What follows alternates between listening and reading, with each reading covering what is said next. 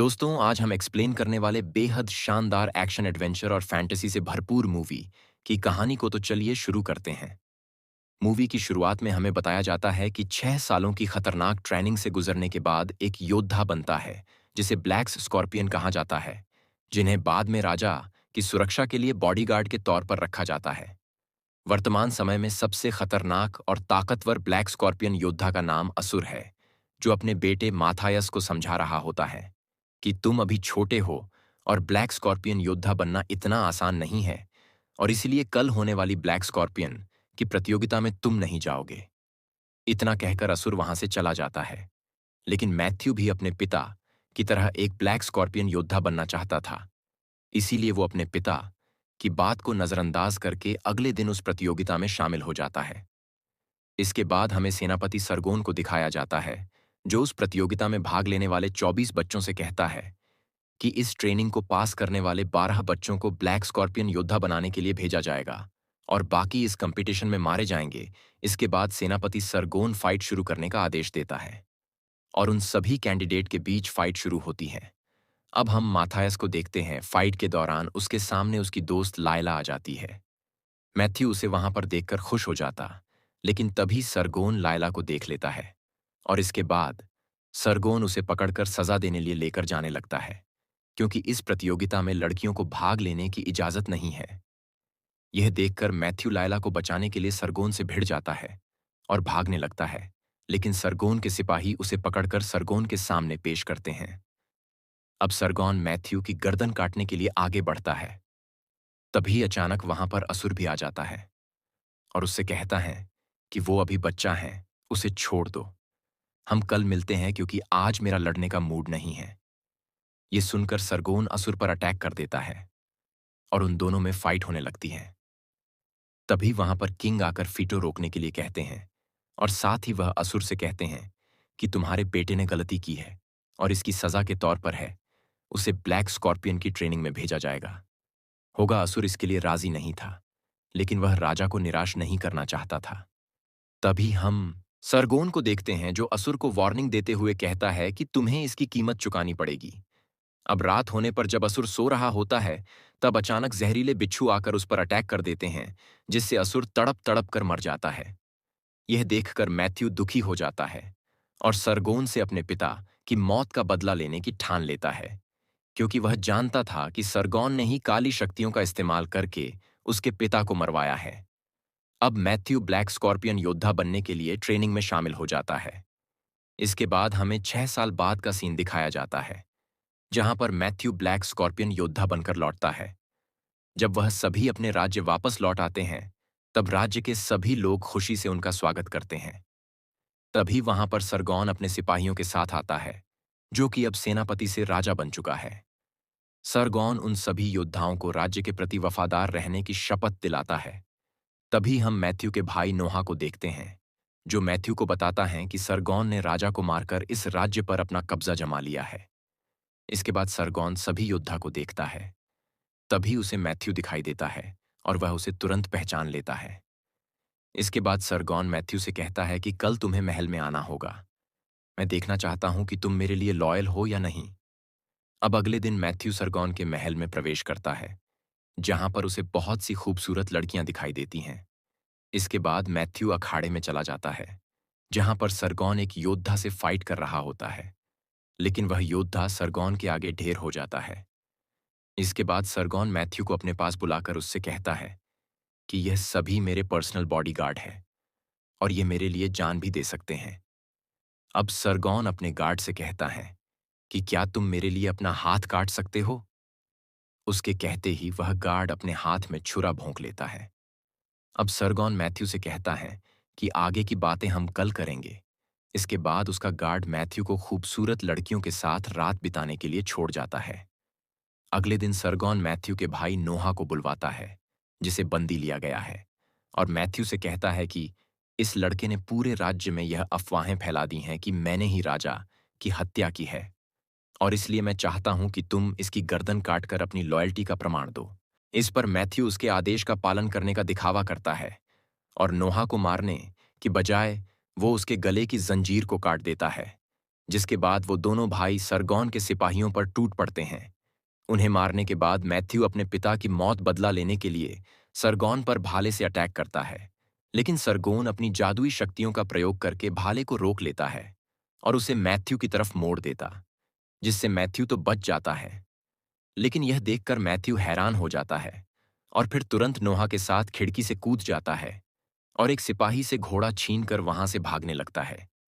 इसके बाद सरगोन मंत्रों का उच्चारण करके उन पर तीर से अटैक करता है, जिसके बाद वह तीर मिसाइल की तरह उनका पीछा करने लगती है। अब मैथ्यू और नोहा जैसे तैसे महल से बाहर निकल आते हैं, लेकिन वो तीर उनका पीछा करके नोहा को लग जाती है, जिसके चलते नोहा वहीं पर अपना दम तोड़ देता है। यह देखकर मैथ्यू गुस्से से तिलमिला उठता है। दूसरी तरफ हम सरगोन को देखते हैं, जो अपनी काली शक्तियों का प्रयोग करके मैथ्यू को ढूंढने की कोशिश करता है। तभी उसका सेनापति उसे बताता है कि मैथ्यू भाग निकला, लेकिन हम उसे जल्द पकड़ लेंगे। दूसरी ओर मैथ्यू अपने भाई को खोने के बाद एक बंदरगाह पर पहुंचता है, जहां पर कोई उसका पीछा कर रहा होता, लेकिन वो और कोई नहीं बल्कि लायला होती हैं। अब लायला उसे बताती हैं कि मेरे घर वाले जल्द ही मेरी शादी करवाना चाहते हैं, लेकिन मुझे लाइफ में एडवेंचर पसंद है। तब मैथ्यू उससे कहता है, तुम्हें शादी कर लेनी चाहिए। इसके बाद लायला उससे कहती हैं कि सरगोन के सिपाही तुम्हें ढूंढ रहे हैं और उसके पास काली शक्तियां भी हैं। इस पर मैथ्यू उससे कहता है कि मैं उससे अपने परिवार का बदला लेकर रहूंगा, लेकिन इसके लिए मुझे सेना जुटानी होगी। इसके बाद मैथ्यू उसे वहां से चले जाने के लिए कहता है, लेकिन लायला फिर भी उसका पीछा करती हैं और नाव पर सवार हो जाती है। अब मैथ्यू लायला से पूछता है कि तुम मेरा पीछा क्यों नहीं छोड़ती। इस पर लायला कहती हैं कि हर कोई चाहता है इजिप्ट जाकर पिरामिड देखना, इसीलिए मैं भी पिरामिड्स को करीब से देखना चाहती हूं। लेकिन तुम इजिप्ट क्यों जा रहे हो? इस पर मैथ्यू उसे बताता है कि दरअसल इजिप्ट में मेरे पिता के प्राइवेट सिपाही हैं, जिनके पास साइरिस का भाला, जिससे सरगोन को मारा जा सकता है। अब उन दोनों की बातें सुनकर नाव में बैठा एक आदमी मैथ्यू से कहता है कि शायरिस का भाला सिर्फ इजिप्ट के राक्षसों को मारने के लिए है, वो सरगोन पर कम नहीं करेगा। तब मैथ्यू उससे पूछता है कि क्या तुम मुझे किसी अस्त्र के बारे में बता सकते हो जिससे सरगोन को खत्म किया जा सके। इस पर वो उससे कहता है कि हाँ, एक तलवार है डेमोक्लस, जिसकी मदद से तुम सरगोन को मार सकते हो। लेकिन एक समस्या है, वह तलवार तुम्हें अंडरवर्ल्ड नाम के जादुई शहर में मिलेगी और वहां की रानी बहुत खतरनाक हैं, इसलिए वहां जाना खतरे से खाली नहीं है। तब मैथ्यू उससे कहता है कि क्या तुम हमें अंडरवर्ल्ड लेकर जा सकते हो। तब वह आदमी मैथ्यू से 100 चांदी के सिक्कों की डिमांड करता है, लेकिन मैथ्यू के पास इतने सिक्के नहीं होते हैं, इसीलिए वह लायला से सिक्के देने की रिक्वेस्ट करता है। इस पर लायला मान जाती है। इसके बाद वो तीनों अंडरवर्ल्ड सिटी में पहुंच जाते हैं और रानी के महल में घुसने की कोशिश करते हैं, लेकिन महल के बाहर सैनिक होते हैं। तब लायला उन सैनिकों से फाइट करके दरवाजे की चाबी हासिल कर लेती है। इसके बाद तीनों रानी के महल में एंटर हो जाते हैं, लेकिन तभी उन्हें सैनिक देख लेते हैं और उन पर अटैक करने लगते हैं। अब मैथ्यू उन सैनिकों से फाइट करता है और उनसे बचने के चक्कर में वो तीनों एक अंडरग्राउंड जेल में पहुंच जाते हैं, जहां बहुत से कैदी मायूस बैठे होते हैं। अब मैथ्यू उन लोगों से सवाल करता है कि तुम्हें यहां बंदी बनाकर क्यों रखा गया है, लेकिन मैथ्यू की भाषा उन लोगों को समझ में नहीं आती है, इसलिए वह कोई जवाब नहीं देते। तब एरी उनसे इजिप्टियन भाषा में पूछता है, जिस पर एक आदमी उन्हें बताता है कि इस पूरे शहर की रक्षा एक खतरनाक मॉन्स्टर करता है, जो आधा इंसान है और आधा बैल यानी मिनटॉर, जो इंसानों को खा जाता है, और उसका खाना बनाने के लिए ही हमें इस जेल में बंदी बनाकर रखा गया है। यह सुनकर सभी सुनकर हैरान रह जाते हैं। तब मैथ्यू उनसे कहता है कि अगर तुम्हें इस जेल से आज़ाद होना है तो मेरा साथ देना होगा, ताकि मैं उस मॉन्स्टर को खत्म कर सकूं। लेकिन वो लोग डर के मारे मैथ्यू का साथ देने के लिए तैयार नहीं होते हैं। इसके बाद मैथ्यू लायला को अपने साथ लेकर उस मॉन्स्टर को मारने चला जाता है। रास्ते में उन्हें एक आदमी दिखाई देता है, जिसके हाथ बंधे हुए होते हैं, और वह मैथ्यू से रिक्वेस्ट करता है कि मुझे छोड़ दो। अब मैथ्यू उसके हाथों की रस्सी को काट देता, जिसके बाद वह आदमी तुरंत वहां से भाग जाता है। अब मैथ्यू और लायला को डरावनी आवाजें सुनाई देती हैं, जिससे डरकर वह भागने की कोशिश करते हैं, लेकिन आगे रास्ता बंद होता है और तभी उन दोनों के सामने वह मॉन्स्टर आ जाता है, जो अचानक उन पर अटैक करने लगता है। अब मैथ्यू और लायला उसका सामना करने की कोशिश करते हैं, लेकिन वह मॉन्स्टर बहुत ताकतवर होता है, इसलिए वह उन पर भारी पड़ रहा होता है।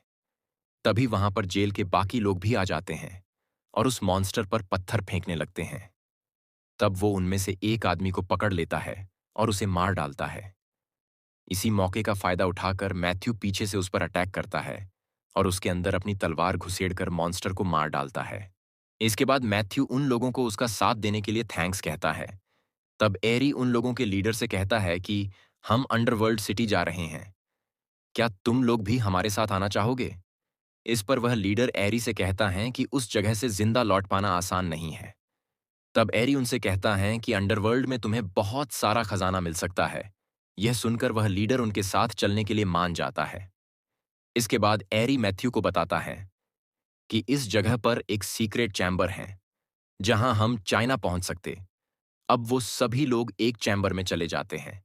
तभी उस चैम्बर का रास्ता अपने आप बंद हो जाता है, जिससे सभी लोग घबरा जाते हैं और वहां से निकलने का रास्ता ढूंढने लगते हैं। तब एरी को फर्श पर कुछ लिखा हुआ दिखाई देता है। अब एरी जैसे ही उस मंत्र को पढ़ता है, उस चैम्बर के चारों तरफ के ब्लॉक्स अपने आप गायब हो जाते हैं। इसका मतलब वह सभी किसी दूसरी दुनिया में टेलीपोर्ट हो गए थे। यह देखकर सभी लोग हैरान रह जाते हैं। अब वह सभी रेगिस्तानी इलाके में एक ऊंचे पिलर पर फंस जाते हैं। तभी मैथ्यू को उसके पिता के कहे शब्द याद आते हैं।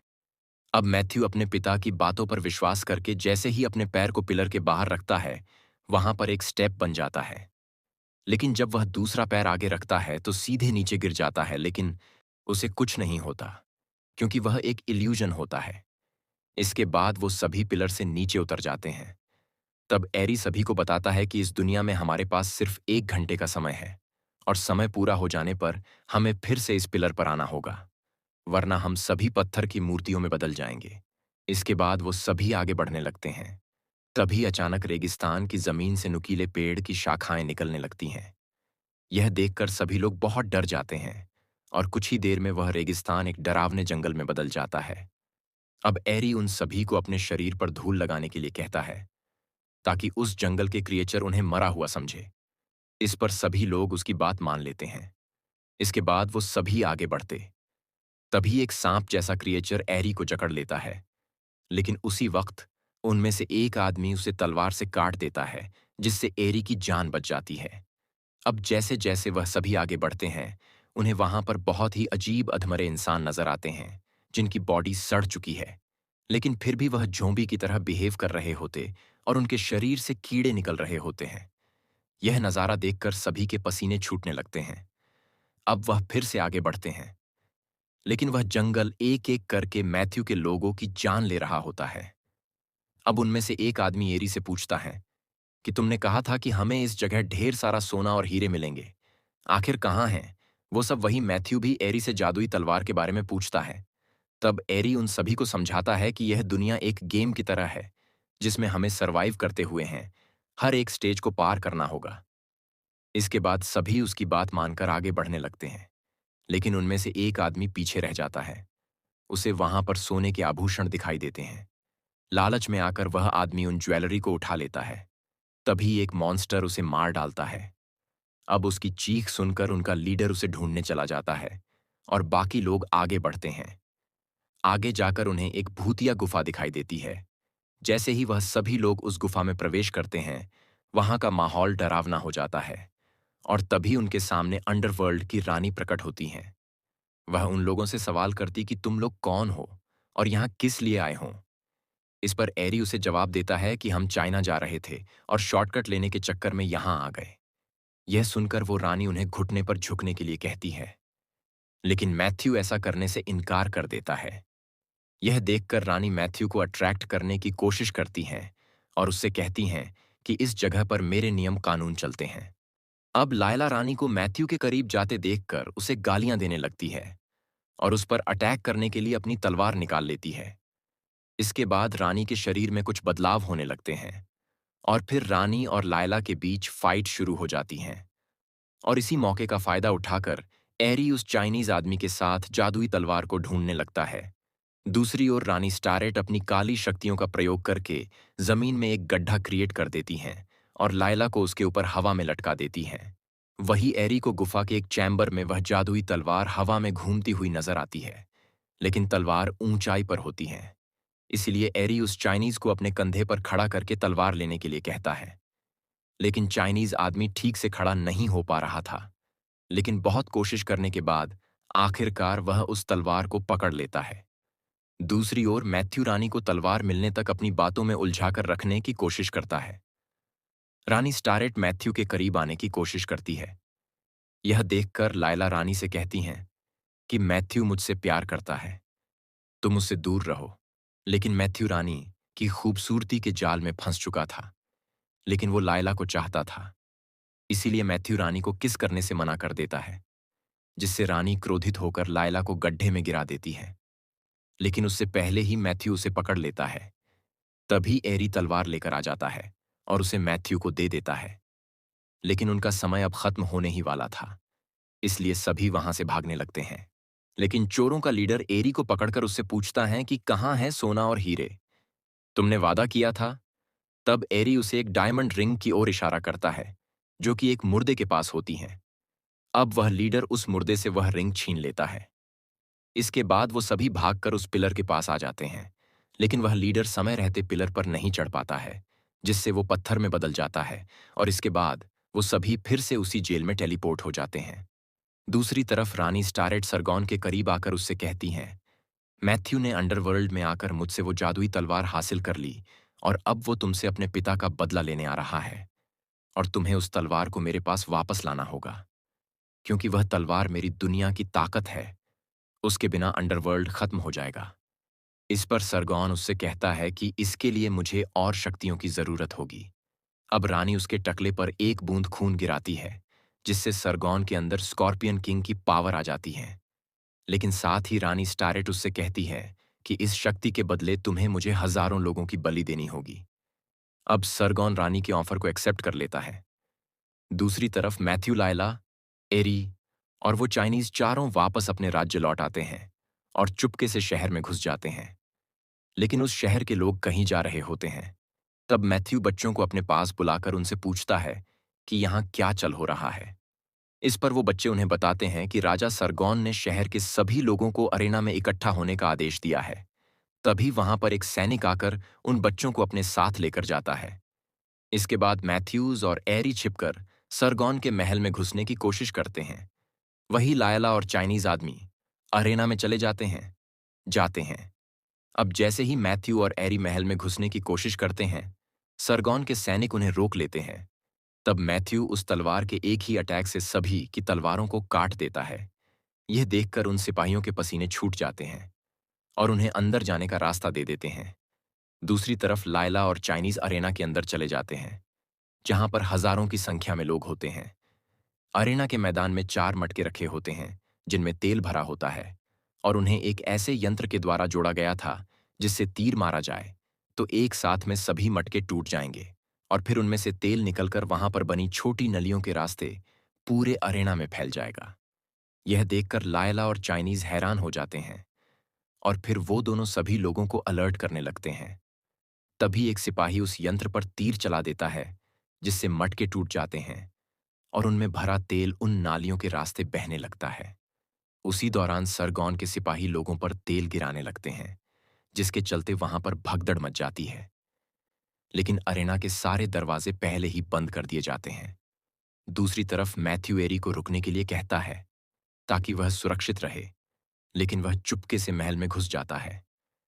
महल के भीतर मैथ्यू को उसके पिता असुर दिखाई देते हैं और वह मैथ्यू से कहते हैं कि इस तलवार ने मुझे फिर से जिंदा कर दिया है और अब हम साथ रह सकेंगे। बस मुझे ये तलवार दे दो। इतना कहकर असुर मैथ्यू के करीब आ जाते हैं और सरगोन में बदलकर उससे उस तलवार को छीनकर फेंक देता है, जिसे एरी उठा लेता है और उस तलवार को दूसरी तलवार से बदल देता है। इसके बाद मैथ्यू बिना तलवार के ही सरगॉन से फाइट करने लगता है। तभी एरी सिक्कों के बदले सरगॉन को वह तलवार थमा देता है। यह देखकर मैथ्यू हैरान हो जाता है। तब सरगोन मैथ्यू से कहता है कि एरी मेरा वफादार है और मेरे कहने पर ही वो तुम्हें तलवार तक लेकर गया। ताकि तुम्हारे जरिए मैं उस तलवार को प्राप्त कर सकूं। इस तलवार से मेरी शक्तियां और बढ़ जाएंगी। लेकिन जैसे ही सरगोन उस तलवार से मैथ्यू पर अटैक करने की कोशिश करता है, उस तलवार के दो टुकड़े हो जाते हैं। यह देखकर सरगोन के तोते उड़ जाते हैं।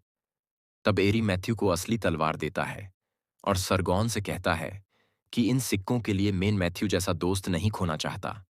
अब मैथ्यू सरगोन को मारने के लिए आगे बढ़ता है। तब सरगोन मैथ्यू से कहता है कि तुम एक स्कॉर्पियन योद्धा हो और हर योद्धा राजा का वफादार होता है। यह सुनकर मैथ्यू स्कॉर्पियन बने टैटू को तलवार से जला देता है। इसके बाद सरगोन मंत्रों का उच्चारण करते हुए अंधेरे में चला जाता है और एक बड़े से बिच्छू में बदल जाता है। लेकिन मैथ्यू उसे देख नहीं पाता। अब सरगोन गायब होकर मैथ्यू पर अटैक करने लगता है, जिससे मैथ्यू बहुत घायल हो जाता है और उसके हाथ से तलवार छूट जाती है। दूसरी तरफ लायला और फांग उन सैनिकों से फाइट करने लगते हैं। इसके बाद सरगोन के सिपाही तीर पर आग लगाकर उन मटकों पर अटैक करते हैं, जिससे तेल में आग लग जाती है और लोगों की तरफ बढ़ने लगती है। तब लायला और फांग आग को बुझाने की कोशिश करते हैं।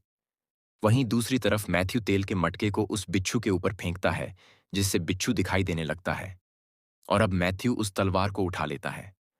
और जैसे ही बिच्छू उस पर अटैक करने की कोशिश करता है, मैथ्यू उसके शरीर में उस जादुई तलवार को घुसेड़ देता है, जिससे सरगोन मारा जाता है।